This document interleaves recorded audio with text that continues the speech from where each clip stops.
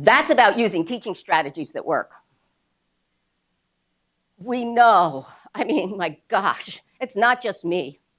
Those of us in the diversity and particularly educational research biz, we've been doing these kind of things forever. We know what works. We know what works for whom. We just don't apply it.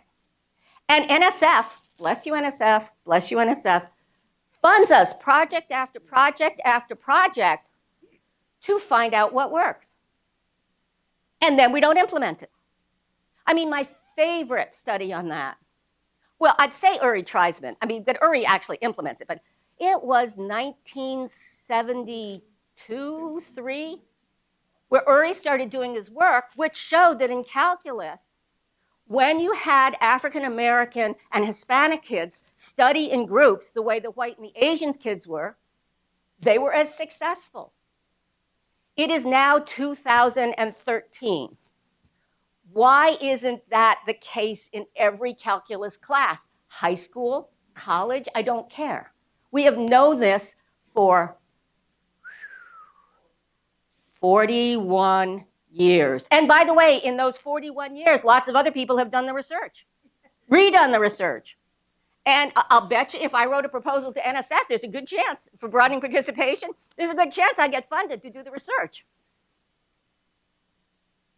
Carl Wehner, his folks in the University of British Columbia did this fabulous study where they took, and this is small, but it's not about this, it's not about the teaching, it's about the mindset. They had an award-winning physics professor. Awards like mad for teaching. Okay, so he was teaching his traditional course, and they randomly assigned half the students to his class and half the students to a class that was taught by 2 inexperienced TAs.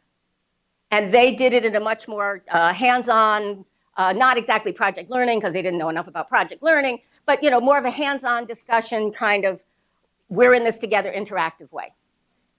You already know the results. Right, the inexperienced TA students did much better than the students of the eminent revered professor.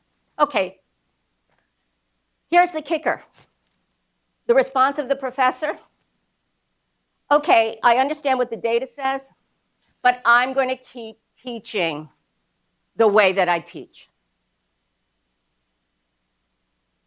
So what do we do about that? I don't know. I mean, I do, but it's hard, and we need to think about that. I think we need to think about ways that keep things, they stick. And so and before we think about scaling up, Carnegie Mellon, you all know the story about Carnegie Mellon. I mean, Carnegie Mellon was dramatically successful. In a 5-year period, they increased the percent of women in computer science from 7% to like 40%. What you don't know is when, and a great book, Unlocking the Clubhouse Door, was written. What you don't know is after the champions left, the numbers kind of sank because it didn't stick.